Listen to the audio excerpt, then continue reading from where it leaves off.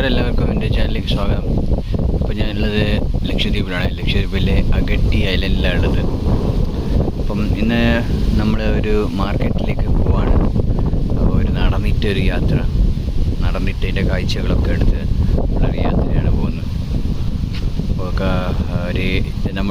നമ്മൾ താമസിക്കുന്നത് അഗട്ടി എയർപോർട്ടിൻ്റെ അടുത്തുള്ള ഒരു റിസോർട്ടാണ്, സീഷെൽ റിസോർട്ട്. അപ്പോൾ അവിടെ നിന്ന് മാർക്കറ്റിലേക്ക് ഏകദേശം 3-4 കിലോമീറ്റർ ഉണ്ടെന്നാണ് പറയുന്നത്. അപ്പോൾ നമ്മളിപ്പോൾ നടന്ന് ഏകദേശം 1 കിലോമീറ്റർ ആയി. നമുക്കിങ്ങനെ കാഴ്ചകളൊക്കെ കണ്ടിട്ട് ഇങ്ങനെ യാത്ര ചെയ്യാം.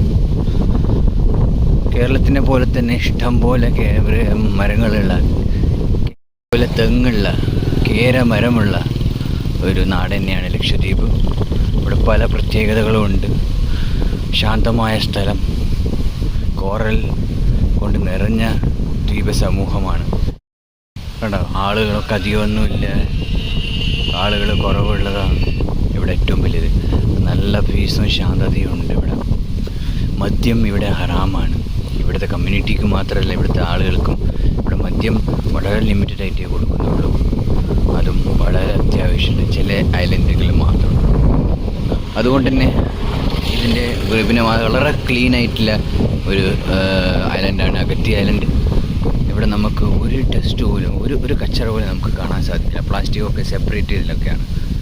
അപ്പോൾ ഇവിടുത്തെ ബീച്ചൊക്കെ കണ്ടിട്ട് ഇത്ര ക്ലീനാണ് ബീച്ച്, പ്യുവറസ്റ്റ് ബീച്ച് എന്ന് വേണമെങ്കിൽ നമുക്ക് പറയാം. അവൻ നമ്മുടെ നാട്ടിലേക്കാണ്. അതിൻ്റെ ഇപ്പോൾ ഈ സൈഡ് കണ്ട നിങ്ങൾ ബ്ലൂ കളർ, ആ ബ്ലൂ കളർ തന്നെ എന്ന് വെച്ചാൽ അത്രയും പ്യുവറസ്റ്റ് വാട്ടറാണ്.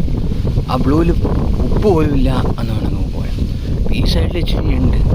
ശരിക്കും ബ്ലൂവിൻ്റെ കളർ കാരണം എന്ന് വെച്ചാൽ അവിടെ നല്ല ആഴമുണ്ട്, ഇവിടെ ആഴമില്ല. ആ ഒരു രണ്ട് വ്യത്യാസമുള്ളത്.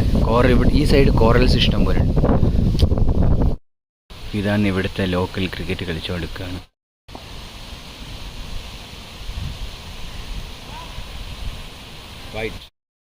ഫിഷ് മാർക്കറ്റാണ്. ഇതിൻ്റെ പേര് നീഡിൽ ഫിഷ്. ഇതിൻ്റെ 4 എണ്ണത്തിന് 100 രൂപ. സൂചി പോലത്തെ ഫിഷ് അല്ലേ. ഫിഷ് ഇവരുടെ ശവകുടീരം അല്ല, പള്ളിയും ശവകുടീരം ഒക്കെയുള്ള സ്ഥലം. ഇവിടുത്തെ റോഡ് വേണ്ട, വളരെ തിൻ റോഡാണ്. നമ്മുടെ നാട്ടിലെ കേരളത്തിൽ കാണുന്ന ചെറിയ ചെറിയ ഗ്രാമങ്ങളൊക്കെ കാണുന്ന റോഡല്ലേ, അതുതന്നെയാണ്. ഏകദേശം 2.5 കിലോമീറ്ററായി. ഇനി 1 കിലോമീറ്ററിനുള്ളിൽ എത്തുമെന്നാണ് പറഞ്ഞത് മാർക്കറ്റ്. അതിനകത്ത് ഇവിടെ സൈഡിൽ ചെറിയ ചെറിയ ഷോപ്പൊക്കെ ക്ലോസാണ്. അധികം ആളുകളില്ലല്ലോ. ഇവിടുത്തെ ജനസംഖ്യനെ കണ്ടാൽ ഞെട്ടിപ്പോകുന്നു. മൊത്തം ഐലൻഡ്സിൽ 60,000 പേരാണ് ഉള്ളതെന്നാണ്. മൊത്തം 4-5 ഐലൻഡ്സ് ഉണ്ട്. ഇവിടെ ഒരു 10,000 പേരുണ്ടാവും തോന്നുന്നു. അങ്ങനെയാണൊരു കണക്ക്. Experience of walking through the streets of Lakshadweep. It's very tired? nice, but I'm very tired. Okay. You're just seeing my sweat. Yeah. I need water, I need tea. We are in search of chai, right? We have to go another 200 meter. Okay, and, okay. This is just in front of me. Okay. This is a diesel generator power plant.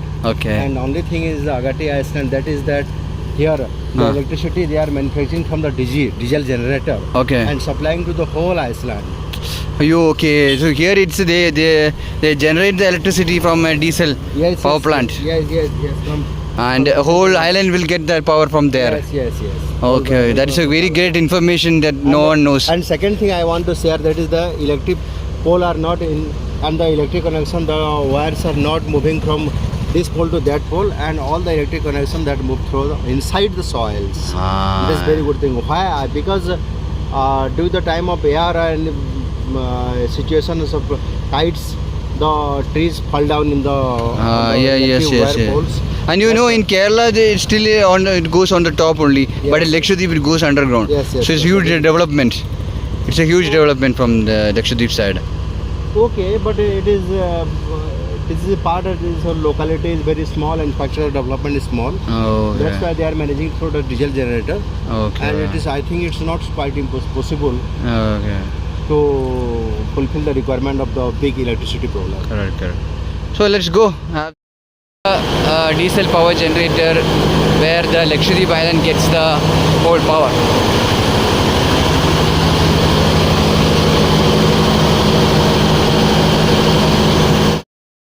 Local stores ആണ്. അവസാനം lime tea കിട്ടി. Main ചോക്കി അല്ലെങ്കിൽ junction എന്ന് പറയാം. മീൻ മാർക്കറ്റും നല്ല hair കട്ടിങ്ങിൻ്റെ എല്ലാം ഉണ്ട്. അഗത്തി പോലീസ് സ്റ്റേഷനാണ്, Lakshadweep police Agatti police station. Okay, ഈ ഒരു കുളമാണ്. ഭംഗിയുള്ളൊരു കാഴ്ച കാണാൻ പോവാം.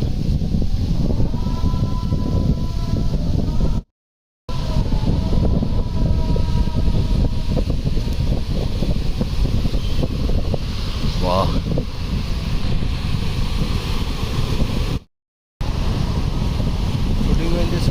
Huh? No, I'm not.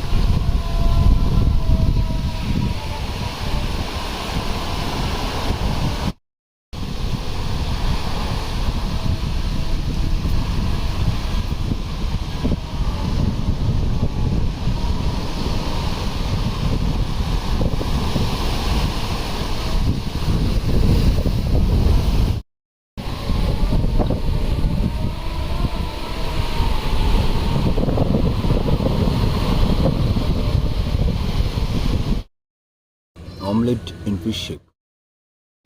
300 kV solar power പ്ലാന്റും ഉണ്ട്. പെട്രോളിൻ്റെത് ഇവിടെയുണ്ട്, ഇവർ ഉപയോഗിക്കുന്ന സോളാർ പവർ പ്ലാന്റും ഉപയോഗിക്കുന്നുണ്ട്, രണ്ടും. ഇനി കുറച്ച് നേരം നമുക്ക് സ്കൂബ ഡൈവിങ്ങിൻ്റെ കടലിനടിയിലെ മനോഹരമായ കാഴ്ചകൾ കാണാം.